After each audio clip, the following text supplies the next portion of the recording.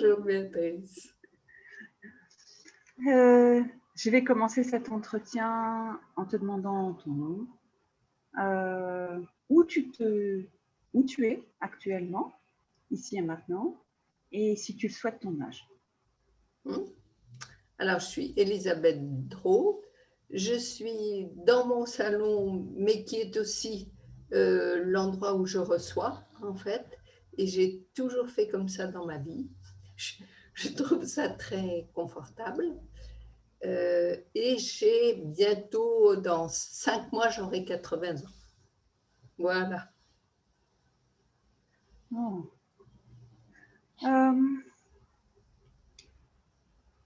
Comment tu vis le fait d'être une femme? Comment tu vis ton genre? Ah, super bien.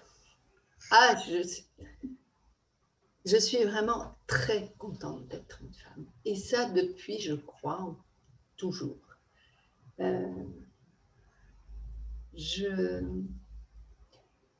J'aime notre capacité déjà à donner la vie, même s'il faut être deux, c'est quand même nous qui portons. Et ça, porter la vie, pour moi, c'est un cadeau merveilleux. J'aime beaucoup le sens des nuances, alors ce qui fait que je suis moins tranchée. Hein.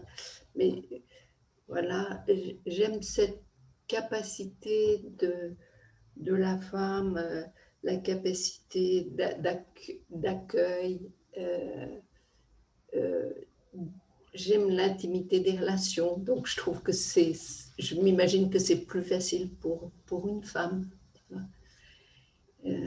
Ah oui, je suis. Mais tu vois, je bénis le ciel de temps en temps hein, d'être une femme. Voilà. Je suis aussi d'une famille où il y a beaucoup de femmes, de filles. Voilà. On est plutôt. Le sexe féminin est plus représenté dans notre famille que le sexe masculin. Voilà. Et j'ai aussi, et je suis très contente, je ne sais pas si je dois le dire là, mais je suis très contente aussi de pouvoir me servir d'un côté masculin que je sens très bien chez moi aussi. Mais être contente d'être une femme, c'est sûr, c'est ça qui domine.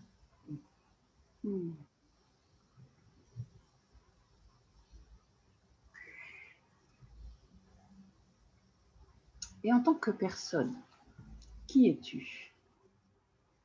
C'est-à-dire, oui.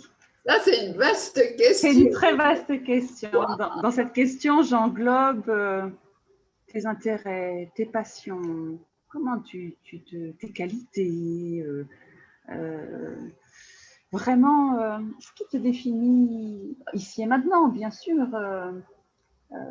actuellement, mais qui es-tu maintenant comme personne? Écoute, la première chose qui me vient, c'est que je suis quelqu'un qui est passionné de la vie, en fait,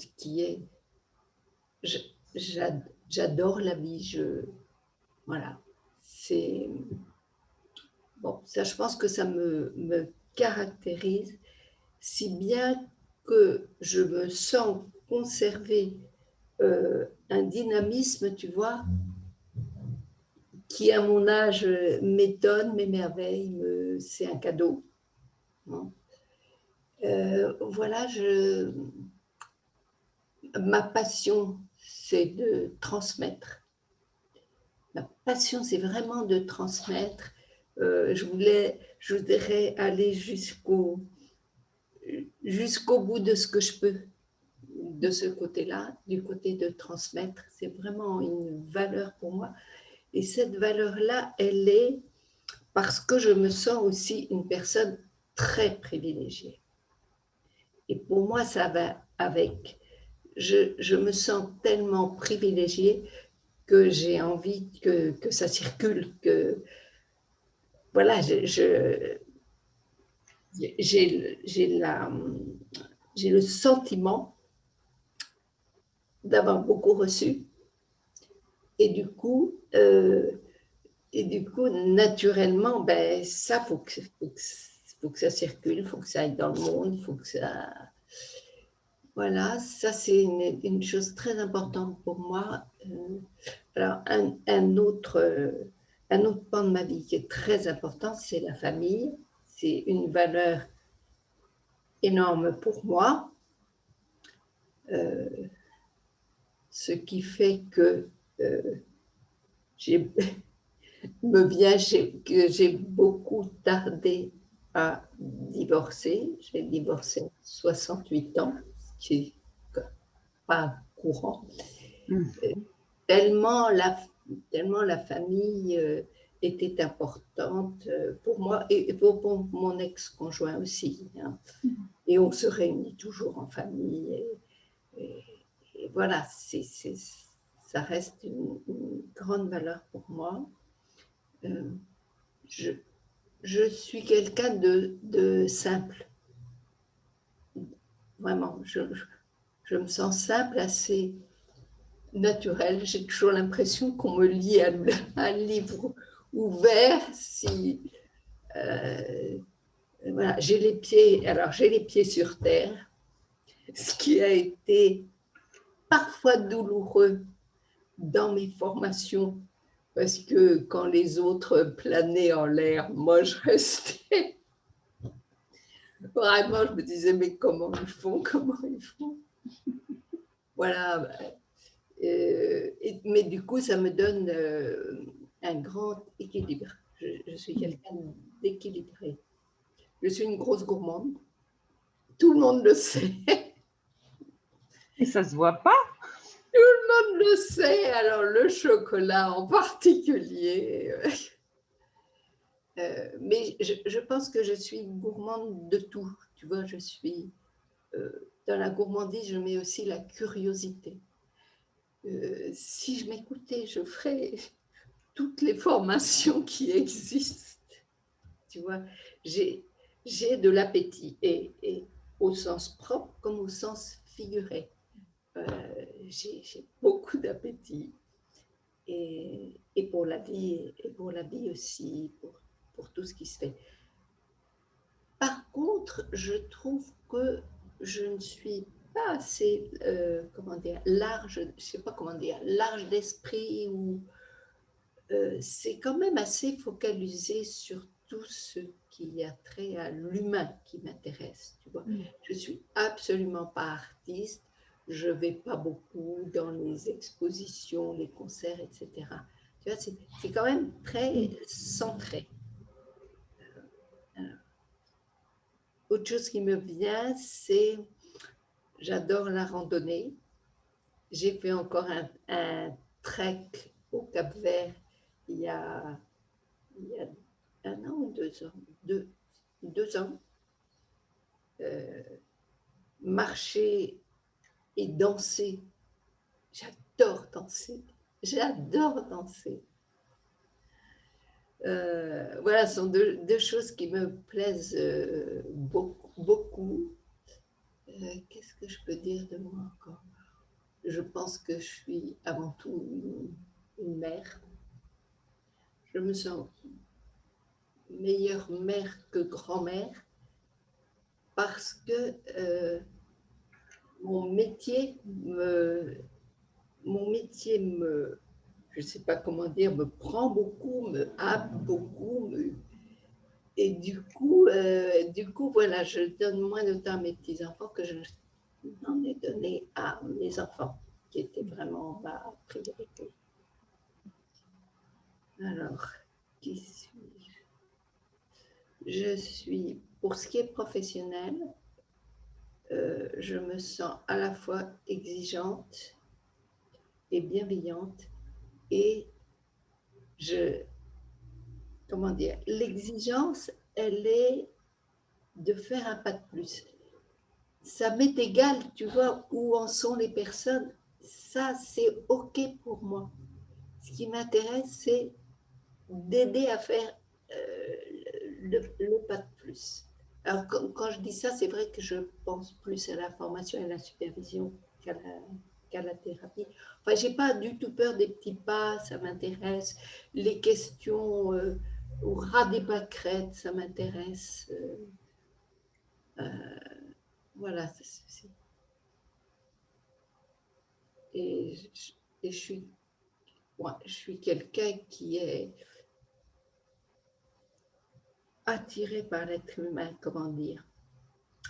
Je le dirais un peu comme Lévinas, l'autre me requiert. L'autre me mobilise, me requiert. Voilà. Écoute, je crois que c'est le principal. Voilà. J'ai pas d'autre chose en tout cas qui me viennent dans mes émergences du ça. Oh ben, si ça vient plus tard, il sera toujours temps pour Oui, oui. Ah si, il y a une autre chose. Je suis croyante et pratiquante. Alors, ça a de la place dans ma vie et en même temps, je ne suis pas épargnée par le doute. Et pourtant, enfin, à la fois, c'est assez curieux parce que à la fois, peut-être que j'ai un peu quand même la foi du charbonnier. C'est comme, c'est un peu comme si c'était fondamental. Il y a quelque chose de ce côté-là. Et puis de temps en temps, des doutes. Mais ça ne fait rien. Les doutes, je continue même à pratiquer, même avec les doutes. Je me dis, bah voilà, c'est comme une randonnée. Il y a des moments où c'est plus difficile, et puis des moments où on s'émerveille et c'est magnifique. Bon, je dirais que c'est peut-être un peu comme ça, tu vois.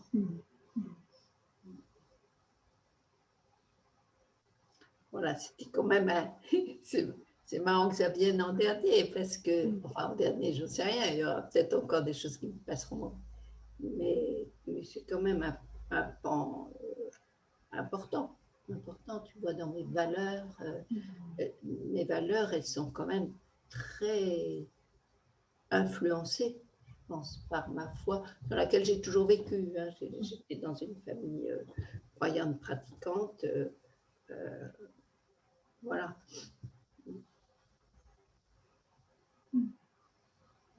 Bien. Ça vient en dernier peut-être parce que c'est aussi le plus à la base, en profondeur, et qu'on descend ça, comme ça. Ouais.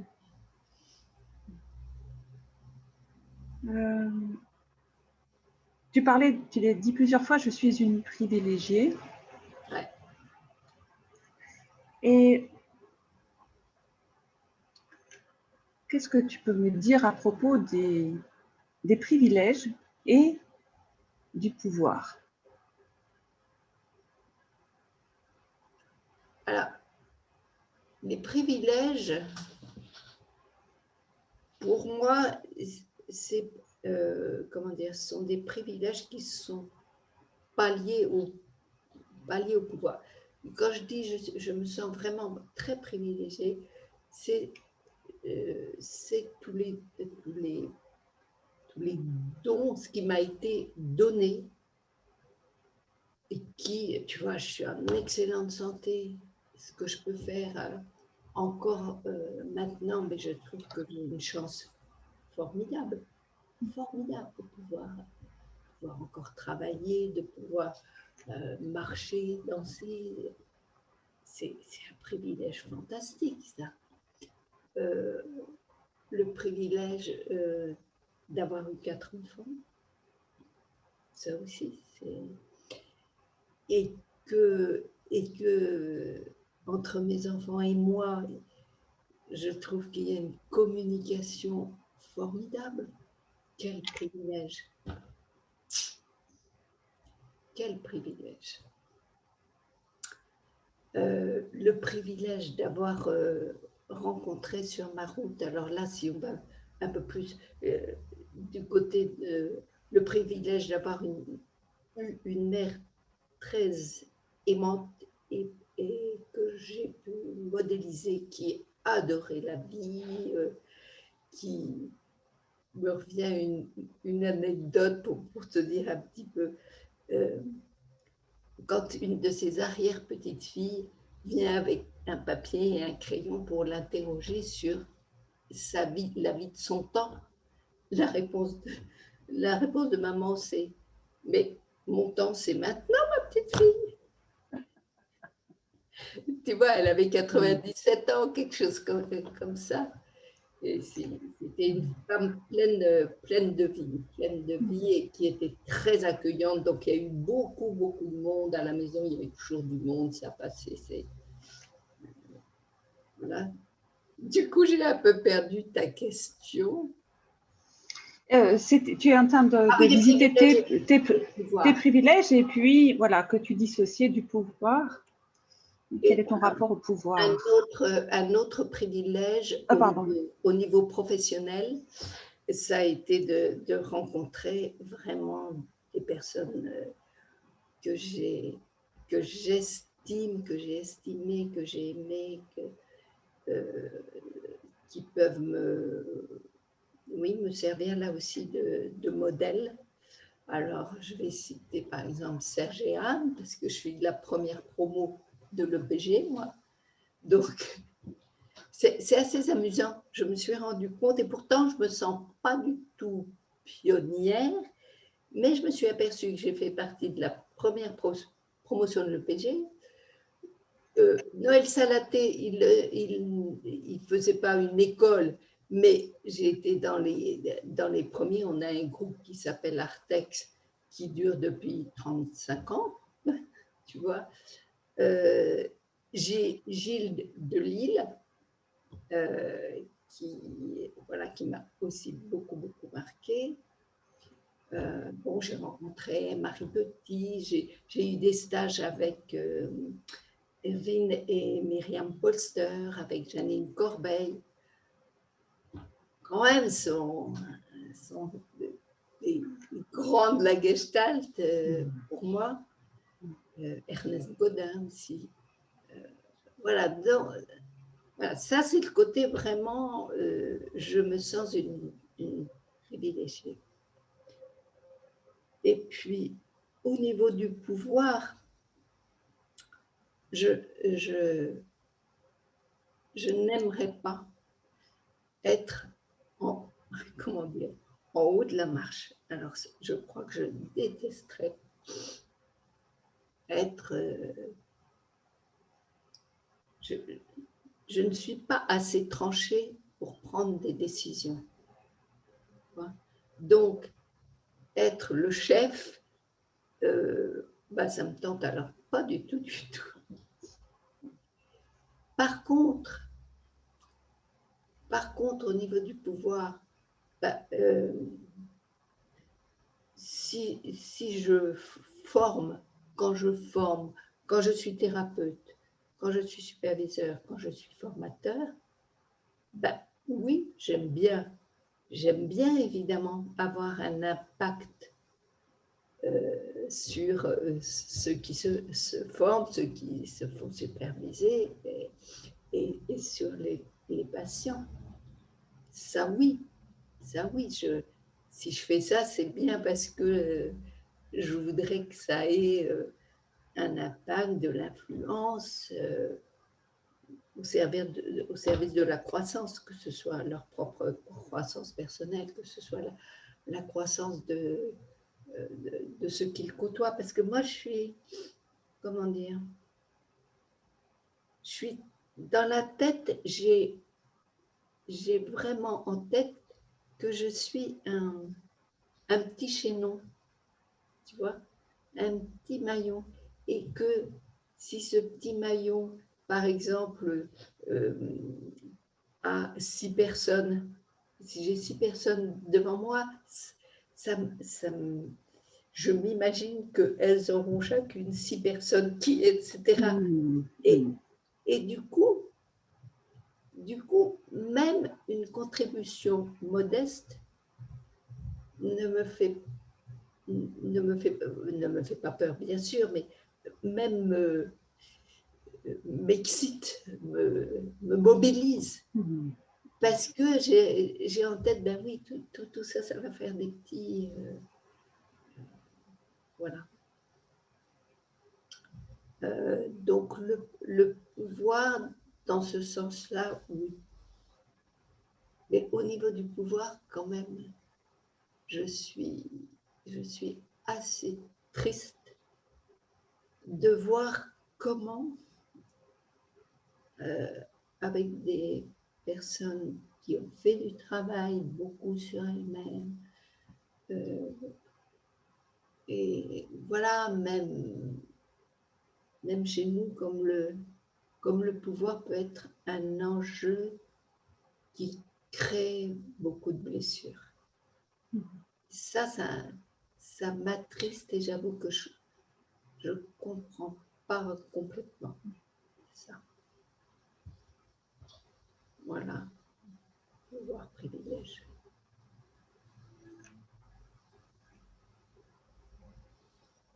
Voilà, je crois que c'est tout ce qui me vient en tout cas. Et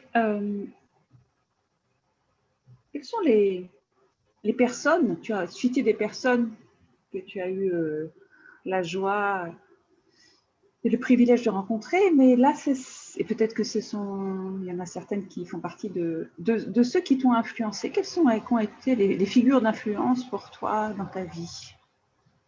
Dans ma vie, pas seulement dans ma profession. Non, dans ta vie, oui.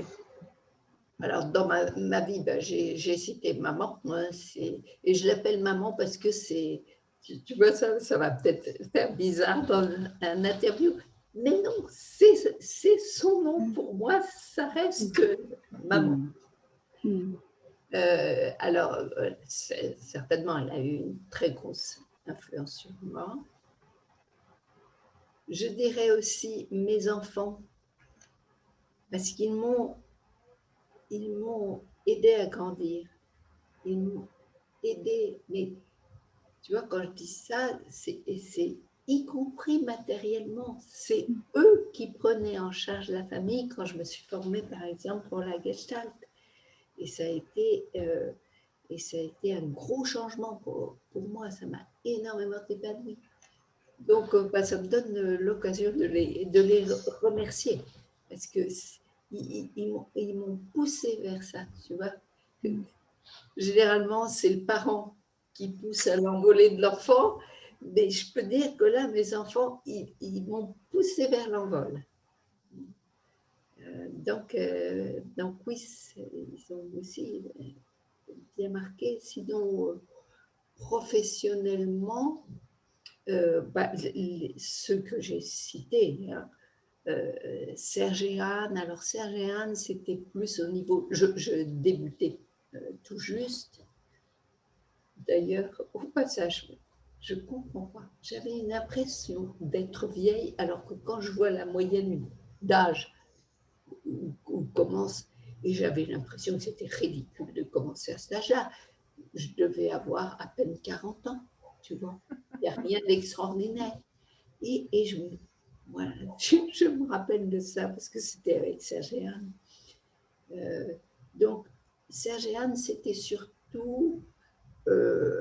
c'est mon plus gros départ de changement.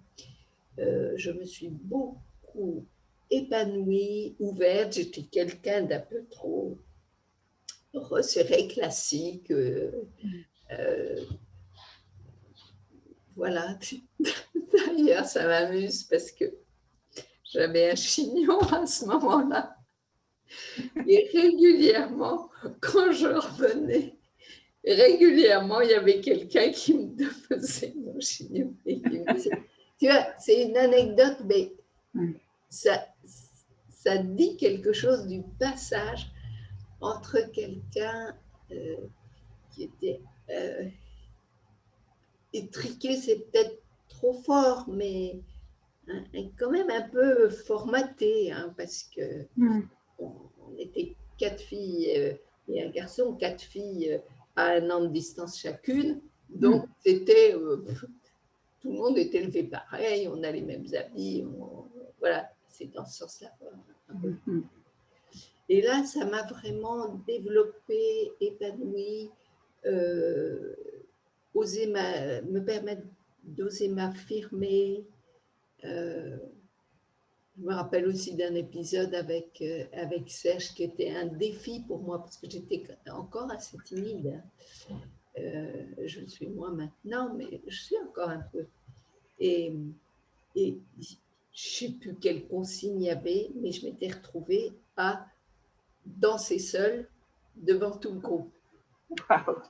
Et tu vois, ça c'était le genre de défi que m'a permis ce départ de formation avec Serge.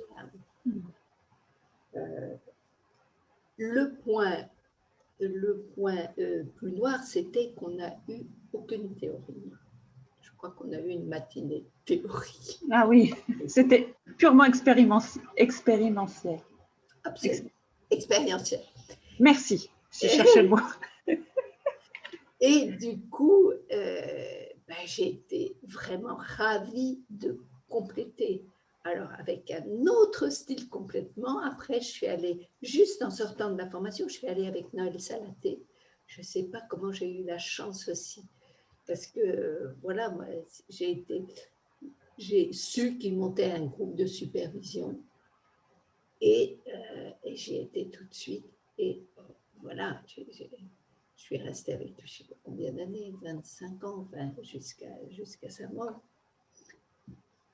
Et alors là, tu vois, c'était la rigueur, la théorie, et c'est lui qui m'a réconciliée avec la théorie. J'étais quelqu'un, et je suis toujours quelqu'un, c'est la pratique qui m'intéresse. On me connaît dans ce fameux groupe Artex qui dure depuis je ne sais pas combien de temps. On me connaît pour être celle qui dit toujours oui, mais alors dans la pratique, oui, mais alors dans la pratique. Et quand j'ai compris l'articulation théorie, pratique, eh bien ça, c'est Noël qui m'a permis ça. Et puis Noël a beaucoup contribué à approfondir, tu vois, tout ce qui était existentiel. Donc à aller dans un autre aspect de la Gestalt qui n'était pas très développé. Et puis ensuite, il y a eu Gilles. Gilles qui pour moi alliait un peu tous les différents aspects parce qu'il y a beaucoup de rigueur chez lui. Il y a le pédagogue, le chercheur pour moi et le thérapeute tellement humain et fin. Ce que j'aime bien, c'est la finesse, les nuances. Voilà, j'ai beaucoup appris aussi. Vraiment, j'ai beaucoup appris des choses différentes avec les trois. Je trouve qu'ils se complètent énormément. Et puis, il y a quelqu'un aussi qui m'a marqué, malheureusement, je l'ai eu trop peu longtemps en supervision, c'est Marie Petit. Marie Petit qui se voulait être le mauvais objet, la mauvaise mère. Et je suis allée en supervision un peu pour ça, pour être bousculée. Confrontée. Et puis finalement, si elle m'a confrontée une fois, elle m'a bien bousculée avec une histoire de mais tu empêches la dépression de tes clients, quelque chose comme ça. Tu vois, je m'en rappelle encore. Et voilà, c'était une belle confrontation. Je l'en remercie, je ne sais pas où elle est maintenant. Je l'en remercie quand même parce que du coup, en tant que superviseur, tu vois, je peux le dire aussi à mes supervisés. Est-ce que tu n'empêcherais pas voilà, donc Marie a été quelqu'un qui a aussi compté. Et puis tout récemment, mais j'ose à peine le dire parce que j'ai fait juste un stage avec lui, mais qui m'a tellement enthousiasmée. Il y a Gianni Franceschetti. Et cet homme-là, il me va droit au cœur par son humanité, mais aussi par son humilité. Moi, ce qui me fascine sont ces gens intelligents, nuancés dans leur humanité et humbles. Ça, rencontrer des gens comme ça, je trouve ça super. Vraiment, c'est un cadeau. C'est un cadeau. Voilà les personnes qui m'ont influencé. Je cherche s'il y a... Certainement, il y en a d'autres auxquels je ne pense pas forcément maintenant. Ce qui continue à m'influencer, c'est tous les groupes, toutes les personnes des groupes dont je fais partie, hein, qui continuent à m'influencer. Donc, je fais partie de plusieurs groupes. Ça aussi, c'est important pour moi. Vraiment, ces groupes où à la fois il y a de la nourriture pour notre travail, à la fois des partages intimes, émotionnels, à la fois des parties de rire. Ces groupes-là, moi, c'est pareil, tu vois, je vis ça comme un privilège de pouvoir avoir ce genre de relation. Voilà, c'est aussi un privilège de faire partie de ces groupes. Voilà, je crois que c'est... Voilà, les personnes, comment elles m'ont marqué, comment elles continuent à me marquer. Hein, parce que tous mes supervisés, ils connaissent le trépied de la décision, du choix de Noël Salaté, la micro-graduation de Gilles Delisle. Tu vois, je veux dire que je me sens reconnaissante justement comme m'ayant invité à passer, à transmettre ce que j'avais reçu de chacun.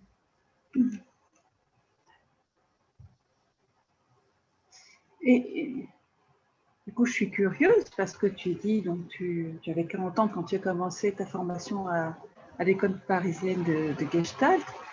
Alors, comment tu es venue à la Gestalt? Ah, écoute, je suis venue à la Gestalt avec le premier nom important, je crois, que j'ai eu dans ma vie. J'ai fait bon, j'ai fait des études de psycho au démarrage. Hein. Ah, quand même. Oui.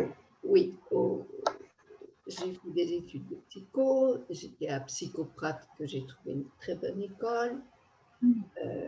Et après, j'ai fait une école d'orthophonie, mais enfin, c'était juste une. Mais quand même, j'étais orthophoniste pendant quand même 15 ans de ma vie. Puis après, ça, voilà, ça me manquait, la psycho me manquait, donc je suis retournée faire un petit tour, d'ailleurs à la fac à ce moment-là de Lille, en formation permanente. J'ai adoré aussi. C'est une formation permanente très, très ouverte. Il y avait de la PNL, de l'analyse transactionnelle, du reverse. La Gestalt n'existait pas vraiment. Et c'est marrant, tiens, parce que ça, c'est un souvenir que je n'ai pas eu depuis très longtemps. C'est que il y a quelqu'un, ça ne répond pas tout à fait à ta question, mais je reviendrai après. Il y a quelqu'un qui m'a fait confiance à l'université de Lille pour introduire la Gestalt à l'université. Et j'ai trouvé ça absolument merveilleux alors qu'il ne savait pas trop ce que c'était, tu vois. Donc je pense que je pense que ça n'existait pas à ce moment-là. Tu vois, et franchement, c'était les années 83. Ça a débuté en 83. J'ai commencé par un stage, puis après 2, 3, 4. Et voilà, ça fait des petits pains. Et ça, c'est pareil. Je remercie beaucoup cet homme de m'avoir accordé sa confiance un peu comme ça. Et ça a été un plaisir pour moi d'animer ces stages. C'était un véritable plaisir. Mais comment j'ai connu? Donc, j'avais commencé le conseil conjugal en région parisienne et au deuxième sorte d'examen, je ne sais pas quoi, ils m'ont dit, mais dans ce temps-là, le conseil conjugal, c'était plus tourné vers 3-4 entretiens, tu vois, c'était pas des thérapies, vraiment. Et ils m'ont dit, mais non, vous n'êtes pas faite pour ça, vous êtes faite pour la thérapie. Vous êtes faite Ah oui. pour la longue durée. Bon, alors j'étais un peu dépitée, mais bon, et du coup, à Lille, j'ai rencontré quelqu'un qui s'appelait Michel Rotz, qui a fait partie de changer l'école où j'ai beaucoup travaillé dans le Nord, et qui m'a dit, ah, bah, tu sais, qui m'a parlé parce qu'elle faisait partie du conseil conjugal et elle était dans ma première promo, dans la première promo avec moi. Et elle m'a dit qu'il y avait Serge Inger, etc. C'est comme ça que je l'ai connu et tout de suite, c'est pareil, il m'a fait confiance tout de suite. Je n'ai pas eu grand-chose à faire pour être admise à la formation. Voilà comment je suis venue à la Gestalt et j'en suis très contente et reconnaissante. Voilà. Beaucoup de gens t'ont fait confiance dans ta vie, tu inspires confiance. Sans doute, je pense. Mais je pense que j'inspire assez facilement la confiance. Et du coup, me vient aussi, je pense que c'est une caractéristique de mes groupes. Je viens d'animer un groupe la semaine dernière. Et en effet, il y a une participante à la fin du stage. Je ne connaissais personne, c'était la première fois. Il y avait une personne que j'avais vue une fois. Et pour moi, la confiance, c'est le socle. Je suis vraiment très attentive et je demande à chacun de mettre sa pierre pour qu'il y ait de la confiance. Parce que je pense que la croissance, elle ne se fait que basée là-dessus. Du coup, c'est vrai que j'ai l'habitude que dans les groupes, tu vois, même un groupe où je ne connais quasiment personne, l'habitude que la confiance se crée très vite. Et il y a une personne du groupe qui a dit, bah, moi c'était une gageure, on ne se connaissait pas, tu ne nous connaissais pas, et dès le premier jour, il y a eu cette intimité. Il faut dire que le premier jour, le thème, c'était comment favoriser l'intimité. Donc, voilà. Mais ça m'émerveille toujours. Ça m'émerveille de voir comment, en effet, les personnes qui s'inscrivent contribuent chacune à cette confiance qui augmente peu à peu. Et du coup, je perds complètement ta question, tu sais, quand je... Non, pour moi, tu complètes qui es-tu? Alors moi, parce qu'on était sur cet axe, tu te rendais compte qu'on t'a fait confiance et pour moi, c'est aussi quelque chose qui parle de toi. Puis en même temps, non, tu t'éloignes pas, tu pars à la Gestalt. Mais je vais t'y ramener parce que cet élément de confiance me fait penser à la question qui est quelle est la situation de vie qui t'a demandé le plus d'aller chercher dans tes ressources. Et J'associais la confiance avec ton fond. Enfin, voilà, j'étais dans la cuisine. Ça, c'est très facile à dire au niveau de ma vie personnelle. Tout de suite, ce qui me vient, c'est juste avant le divorce, comme la préparation. Le moment où j'ai su que j'allais divorcer et le moment de l'annonce. Ça a été un moment que je ne voudrais pas revivre. Ça a été très difficile, cet espace de temps où moi je savais quelque chose que je ne pouvais pas encore partager. Ça a été très, très difficile. Voilà, ça c'est la situation, parce que je trouve que, bon, après j'ai toutes les situations où je sens mes enfants traverser des moments difficiles. C'est toujours difficile pour moi, mais je pense que là, j'ai acquis quand même beaucoup de capacité à ne pas me fondre. Mais ça, c'est vraiment acquis et je pense que la Gestalt a été voilà, à laisser, oui, c'est leur vie, je ne peux pas, je ne suis pas toute puissante, je ne peux pas leur éviter les aléas de la vie. Et à ce moment-là, ma ressource, je pense, c'est justement de pouvoir rester en vie, continuer à vivre comme je le fais d'habitude, même quand je traverse des moments difficiles. Sinon, au niveau professionnel, alors je souris parce que pendant longtemps, j'avoue avec un petit peu, c'est pas de la honte, c'est un peu de gêne, mais j'ai envie de le dire quand même, que j'avais très peu de transferts négatifs. Ah tiens, comment ça se fait? Comment tu œuvres pour ne pas avoir de transferts négatifs, ma belle? Bon, et ben après j'ai été servie. Oui, j'en ai eu quand même 2 ou 3 vraiment costauds. Vraiment costauds. Mais il y avait, comment dire, j'ai plus de ressources pour affronter quelqu'un qui me confronte, voire qui m'attaque frontalement. Là, wow, tu vois les pieds sur terre, j'ai des assises, je me sens quand même solide. Oui, ouais. J'entends que tu ancres tes pieds dans le sol, tu as tapé tes pieds. Oui. Ah oui, les mains sur mes cuisses, les pieds dans le sol, et on y va, et on reste en contact.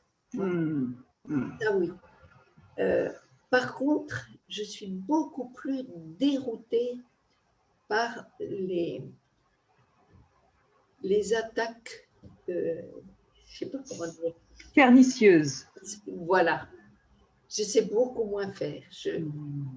Tout ce qui est manipulation, tout ce qui est la perversité, la manipulation, les attaques en dessous, je ne sais pas faire. Je suis beaucoup trop naïve déjà. Et étonnamment, je conserve un degré de naïveté qui n'est pas tout à fait normal à mon âge. Je pense, si tu veux, je crois que je manque d'esprit critique. J'aimerais bien acquérir plus d'esprit critique. Ouais. Ça j'ai encore à apprendre de ce côté-là. Et donc,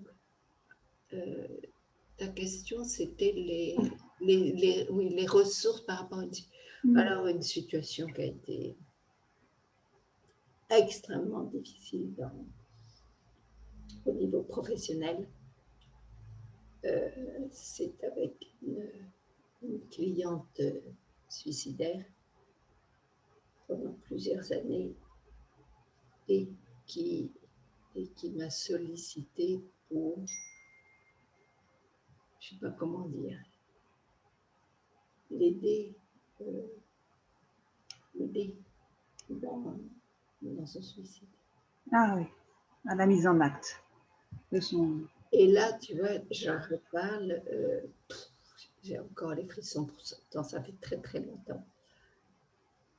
J'ai encore des frissons et je vais te dire ce que j'ai fait après.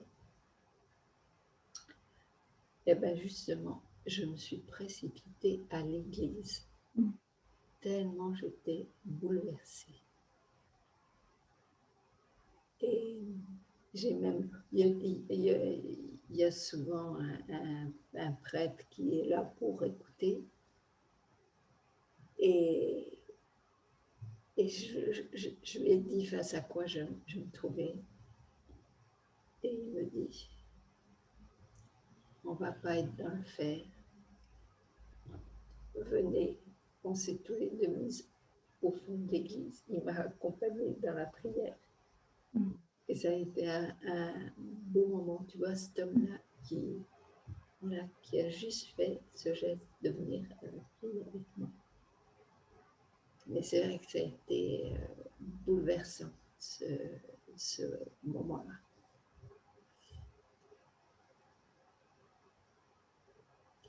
Mais par contre, cette cliente-là, elle m'a, tu vois, je pourrais presque la mettre dans les personnes qui m'ont aidé à grandir.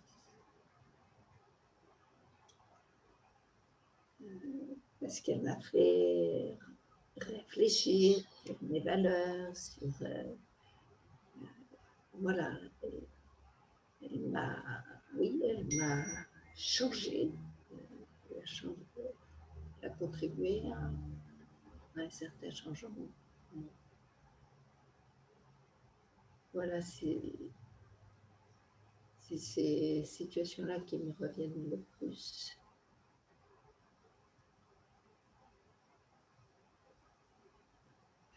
Sinon, la chose que je redoutais le plus, mais ça, bon, ça ne m'est pas arrivé ou je n'ai pas voulu le voir. Je redoutais le transfert amoureux. Alors ça, ça me... ouais, c'est quelque chose que je redoutais. Je me disais, je n'aurais jamais fait avec ce truc-là. Mais tu redoutais de l'éprouver toi-même ou que quelqu'un l'éprouve pour toi? Bah, écoute, c'était surtout, ce qui était conscient, c'était surtout que quelqu'un l'éprouve pour moi. Parce que tout simplement, j'imaginais pas que ça pouvait se passer dans l'autre sens. Tu vois, voilà une certaine naïveté. Et j'ai toujours pensé qu'à mon âge, même à 40 ans, j'aurais sans doute peu ce problème-là. Et voilà. Mais ça c'est quelque chose, je n'ai pas eu à le confronter ou à le vivre, mais c'était quelque chose que je redoutais. Tu t'es peut-être débrouillé pour que ça ne t'arrive jamais. Écoute, je repense à 2 personnes, en effet. Bon. Il y en a une que j'ai virée à quelqu'un d'autre. Je ne savais pas, je ne savais pas. Tu vois, maintenant, voilà par exemple quelque chose que Gilles, je l'aurais connu avant, je pense que ça m'aurait fait moins peur.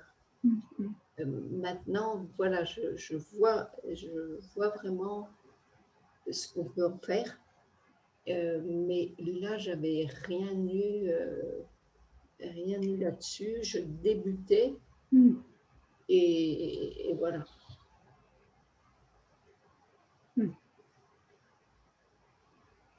Voilà les situations, en effet, où j'ai dû faire appel à mes ressources. J'avais une question qui était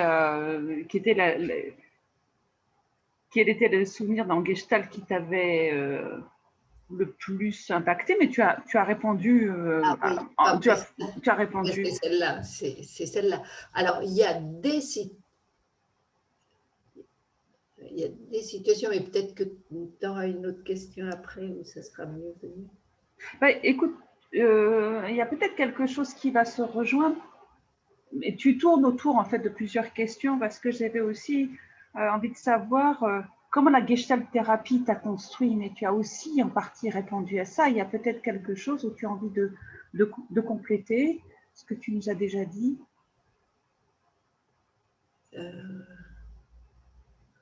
Bon, non, je pense elle m'a rendu. Je pense que au départ, j'avais un socle solide, si tu veux,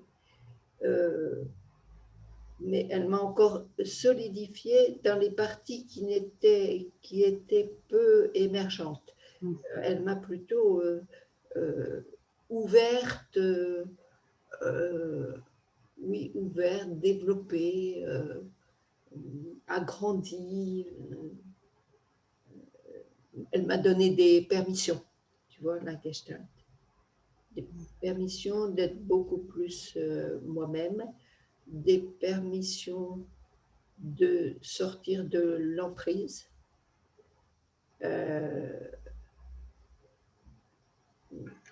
en croyant plus en moi finalement, sortir de l'emprise, parce que c'est avoir suffisamment confiance en soi pour dire non à l'autre. Voilà, c'est surtout, mais c'est ce que je considère, si tu veux, pour la Gestalt en général.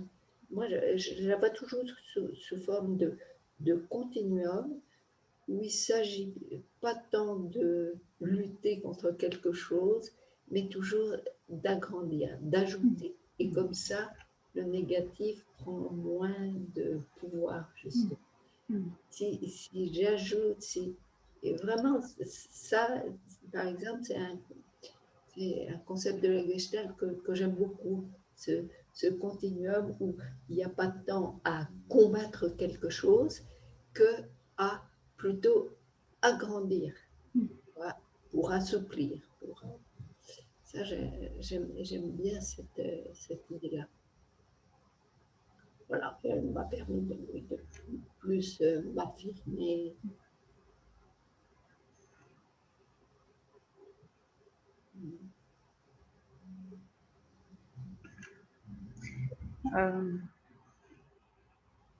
Dans la Gestalt, les concepts, tu viens de parler d'un, hein, cette affaire de continuum. Est-ce qu'il y a quels sont finalement les concepts auxquels tu es le plus attaché, ou qui ont fait le plus de sens, ou auxquels tu reviens facilement? Alors, déjà, d'une façon globale, ce qui me vient, c'est que je m'inscris dans la famille PGRiste, c'est-à-dire dans la famille de la psychothérapie du lien ou de la PGRO. Maintenant, c'est vraiment mon style. Voilà, c'est ça que je fais, c'est ça que j'enseigne. J'ose dire que c'est comme ça que je suis aussi un peu. Voilà, donc je suis dans cette mouvance-là, et c'est vrai que du coup, tout, toutes les nouveautés qu'a amené Gilles me correspondent tout à fait. Je pense que c'est là-dedans que je me trouve le plus à l'aise. Donc, c'est, j'adore passer dans ce qu'on appelle nous les différents champs, c'est-à-dire j'adore passer du passé au présent, à l'avenir, voir, voir comment justement le fond, le socle colore le maintenant, et vers quoi il va aller si on laisse les choses en état. Voilà. Par exemple, donc au niveau de la stratégie, les 3 R, comme on les appelle, la stratégie de la thérapie avec une phase où le client est plus dans le transfert, qu'on laisse plus se développer qu'en gestalt classique, et puis une phase où on cherche le sens de ces reproductions qui font souffrir, mais quel sens ça a avec la multiplicité des sens, c'est-à-dire qu'on n'en a jamais fini d'éclairer une même chose avec différentes bougies, si on était dans une grotte. Et ça, c'est quelque chose de la recherche de sens, c'est quelque chose qui m'impacte aussi beaucoup. Et puis, la nouveauté à donner, pour moi, elle découle du sens. C'est-à-dire que les expérimentations, elles ne vont pas être basées sur directement, par exemple, les reproductions qui font souffrir. Je tiens à passer par le sens avant de proposer Proposer. la nouveauté, parce que sinon, il y a quelque chose d'un peu artificiel, je trouve, qui peut tomber à côté. Voilà. Alors, bien sûr, les concepts mais à la base de contact, de processus, de champ, je trouve ça génial d'avoir ces concepts-là de base. Avec Noël Salaté, je me suis aussi ouverte à toute la partie existentielle. Où est l'angoisse? Où est l'angoisse, voire où est le déni de l'angoisse? Ça m'intéresse aussi beaucoup, toute cette partie-là. Donc voilà des concepts qui m'aident énormément.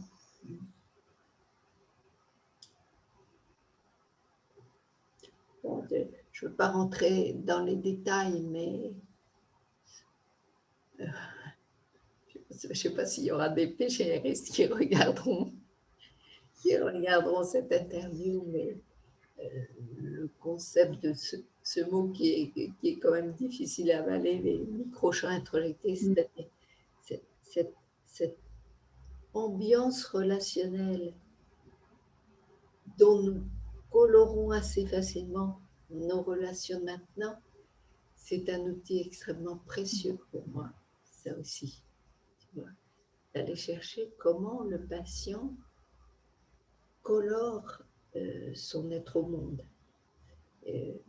Alors, quelle est sa manière d'exister, où est-ce que se forge son sentiment d'existence? Toutes ces questions-là sont des questions que je me pose. Comment il organise son expérience? Toutes c'est des questions, tu vois, là je suis en train de me dire toutes les questions que je pose, quel est le besoin du client? Voilà, toutes ces questions-là, elles sont continuellement voilà, à ma disposition, en fait. Et moi aussi, je me sers énormément aussi, j'avais oublié, mais de mon contre-transfert. Beaucoup, beaucoup. Le concept d'identification projective est un concept qui a aussi changé ma pratique, qui me sert beaucoup. J'en fais plus, mais quand j'en faisais dans les couples, le travail avec les couples, ça c'est primordial pour moi, on travaille avec des couples, ce concept-là. Et du coup, ben, je regarde comment je me laisse configurer dans mon contact avec ce client-là, et vers quoi, vers quelle facette de moi tu vois, il m'appelle, quelle est la facette de moi qui est plus mobilisée au contact de tel ou tel client. Voilà, tous ces concepts-là et vraiment, j'aime bien cet aspect, passer de la théorie à la pratique, à la théorie. et je prends énormément de notes, beaucoup trop de notes. Je ne sais pas par rapport à quoi. Par rapport à mon imaginaire qui serait plus synthétique. Et aussi, attention, hein, je suis très contente de prendre des notes et je trouve ça très précieux. Et il y a que je pense que je pourrais être plus synthétique. Mais voilà, il faut bien qu'il me reste des choses jusqu'à la fin de ma vie. Hein. Améliorer. Améliorer. Ouais. Faire confiance plus dans le fond, finalement, peut-être.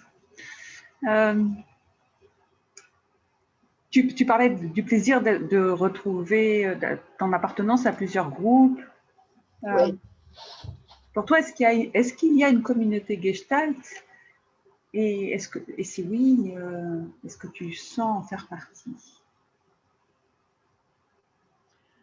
La deuxième partie, je dirais oui, ce qui implique qu'il y en ait une, puisque j'ai envie d'en faire partie.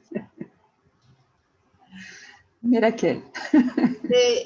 Mais ça me soucie beaucoup, ça m'attriste beaucoup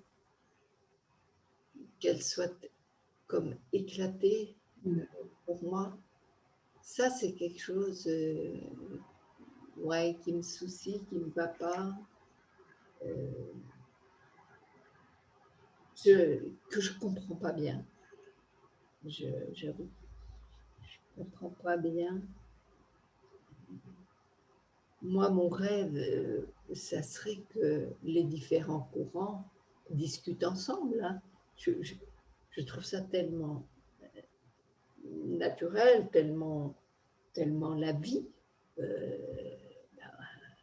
Les échanges, c'est vital. C'est vital. Et je trouve que cette espèce de rejet un peu, ça ne me plaît pas du tout.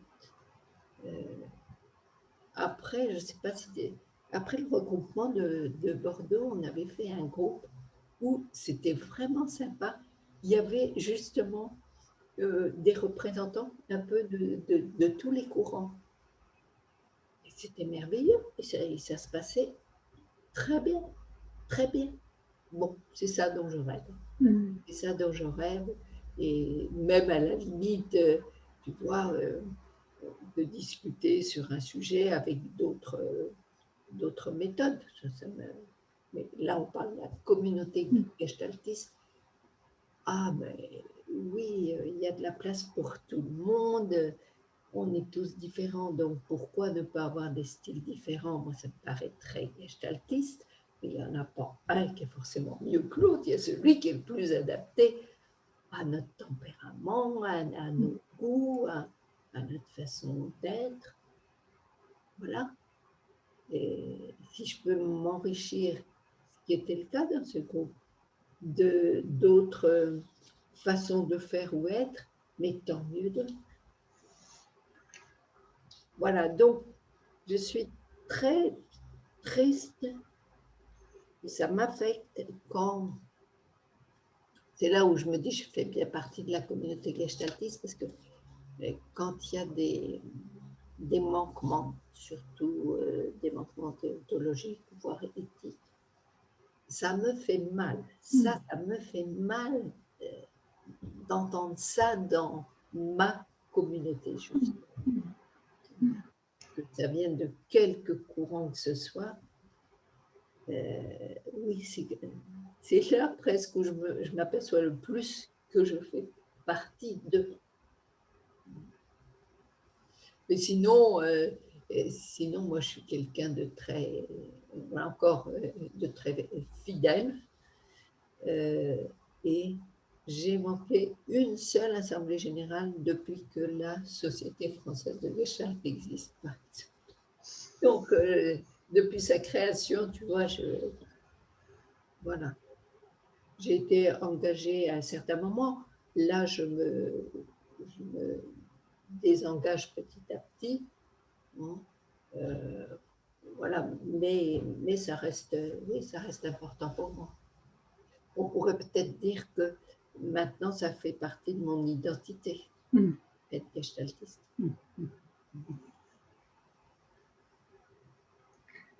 Tu as évoqué, à travers mes questions, plusieurs choses que tu as faites. Hein. Tu as fait des études de psychologie, tu as été orthophoniste, tu t'es formé à l'EPG et puis à divers courants, écoles. Et tu te formes toujours. Mais toi, personnellement, qu'est-ce que tu en as fait de la Gestalt pour toi dans ton exercice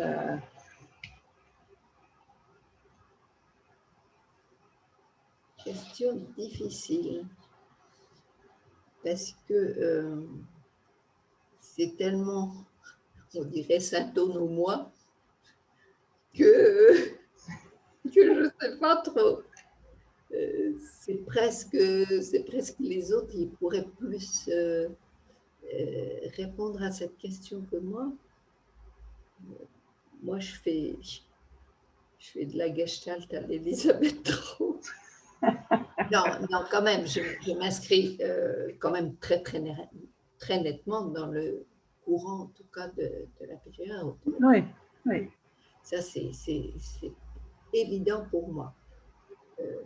Ceci dit, quand j'enseigne, ou même je me sers quand même beaucoup de ce que j'ai reçu de Noël, hein, que ce soit pour essayer de comprendre l'angoisse, que ce soit dans sa conception en particulier du choix et de la responsabilité. Je suis quelqu'un qui aime bien confronter à la responsabilité, dans le positif comme dans le négatif. Parce que souvent on le prend au niveau de négatif. Non, j'aime bien que les personnes comprennent ce qu'elles ont fait pour aller bien aussi. Hein, qu'elles se sentent responsables aussi d'aller mieux. Donc, quel gestalt je fais? Peut-être que ça. Alors, un grand truc qui me revient aussi par rapport à Noël Salaté, c'est rester libre avec mon client. Et ce n'est pas toujours facile. Tu vois? Garder la liberté de dire ou de ne pas dire. Dans des situations très difficiles, c'est pas si simple que ça. D'ailleurs, ça sera peut-être plus tard.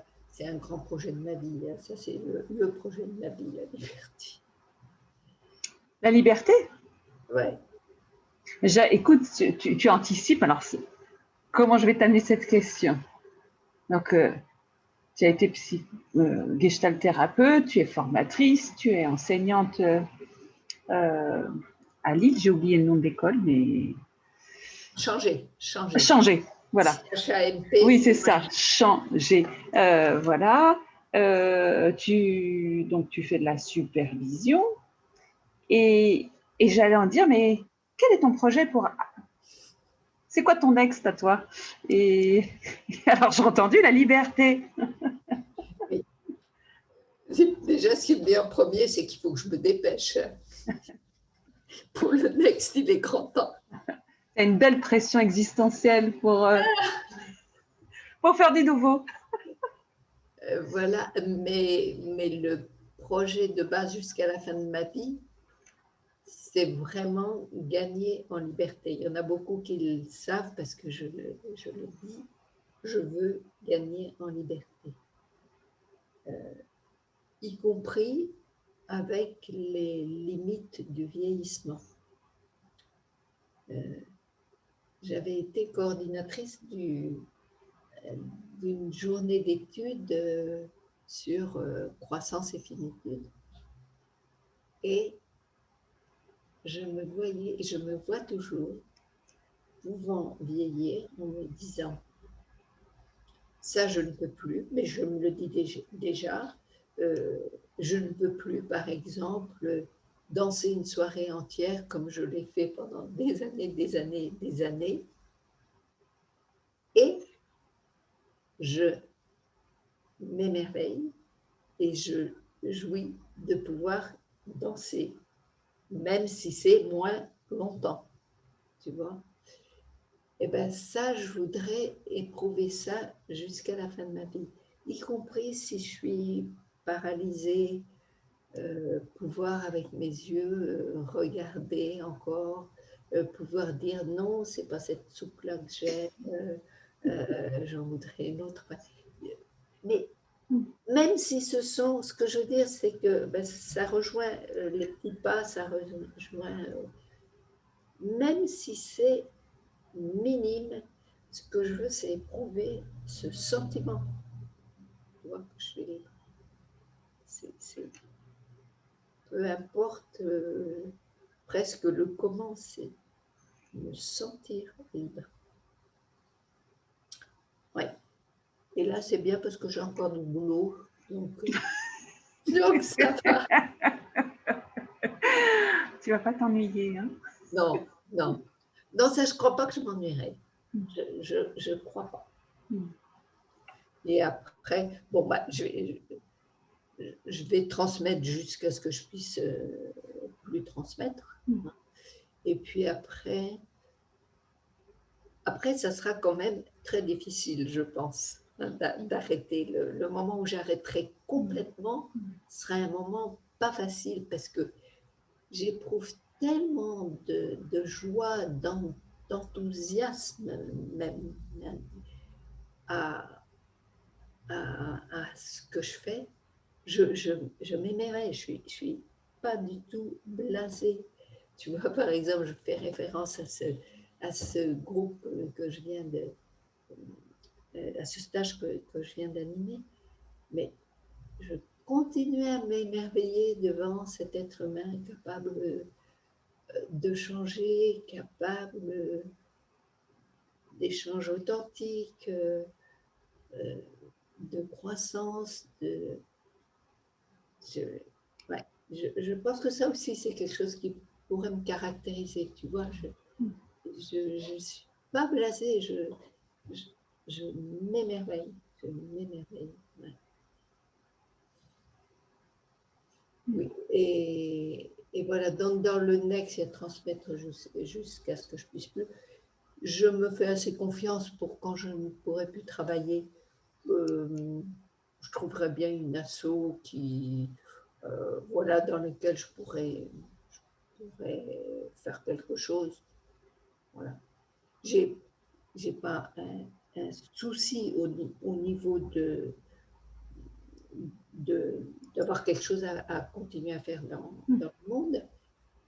Mais par contre, je pense que je ne me leurre pas sur, euh, ça fera sûrement quand même un choc quand j'arrêterai complètement de travailler. Voilà. Et je pense que c'est ma dernière question. Comment tu vois l'avenir? Qu'est-ce que tu souhaites pour le next de la Gestalt en général? Comment tu imagines ça et qu'est-ce que tu... Bah, déjà, comme je t'ai dit, qu'il y ait moins de querelles de chapelle, que l'on puisse du coup approfondir, que, que chaque courant puisse approfondir dans son propre courant, peut-être élargir. Euh, je connais forcément mieux ce qui se fait dans la mouvance Gilles de Lille, mais tu vois, bon, un élargissement, c'est par exemple, bah, qu'est-ce que ça serait pour les enfants, la PRO, qu'est-ce que c'est euh, quand on n'a pas beaucoup de temps, qu'est-ce que ça devient, enfin, élargir avec avec quelle, telle catégorie de personnes, est-ce qu'il y aurait à aménager quelque chose? Tu vois, c'est ça, c'est, euh, c'est creuser à la fois en termes d'horizontalité, voilà, pour s'adapter le plus possible à notre temps et au changement. Et puis, creuser en profondeur des concepts, pour voir ceux qui sont le plus utiles, ceux qui sont peut-être moins utiles, obsolètes, qui sont… voilà. Mais c'est vrai que j'aimerais que le courant Gestalt se poursuive. Ça, franchement, oui. Ouais, ouais, oui. J'aimerais vraiment. Je trouve ça un beau courant. Et justement, moi, j'ai choisi la Gestalt par rapport à la liberté. Par rapport à la liberté que ça me laisse d'être finalement qui je suis avec mes limites et mes ressources. Et je trouve ça, c'est ça que je trouve beau. Et non, il y a une autre chose aussi que je trouve, mais c'est plus dans la question, mais ça me revient. C'est qu'en Gestalt, on peut partir de quelque chose qui est minime, un tout petit phénomène, un geste, juste un mot, et on peut le déployer et ça peut amener à vraiment quelque chose du fond.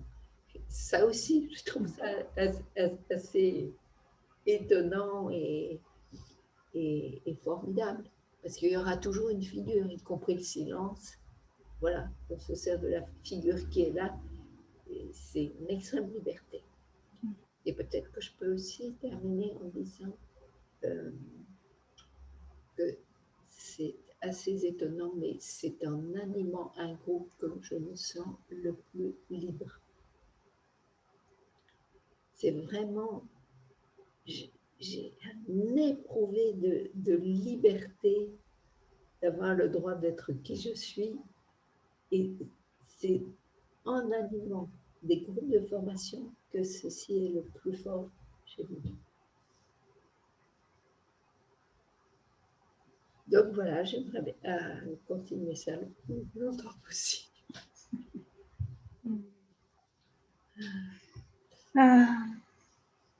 On est arrivé au bout de cette interview. Est-ce qu'il y a d'autres choses qui ne sont pas dans les questions que j'ai posées, mais que tu as envie de dire quand même?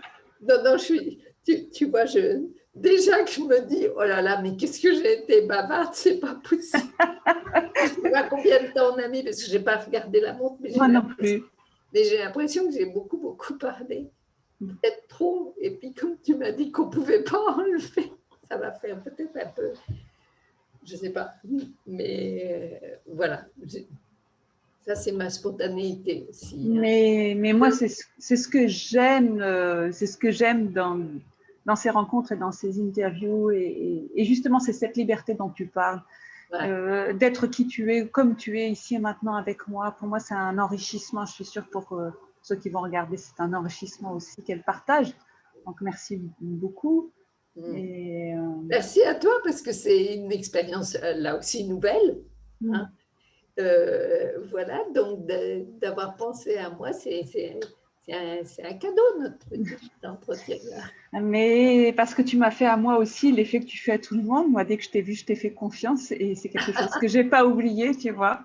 Donc voilà. Donc, merci beaucoup pour ton temps. Et puis, peut-être au revoir sous une autre forme et à bientôt sous une autre forme. D'accord.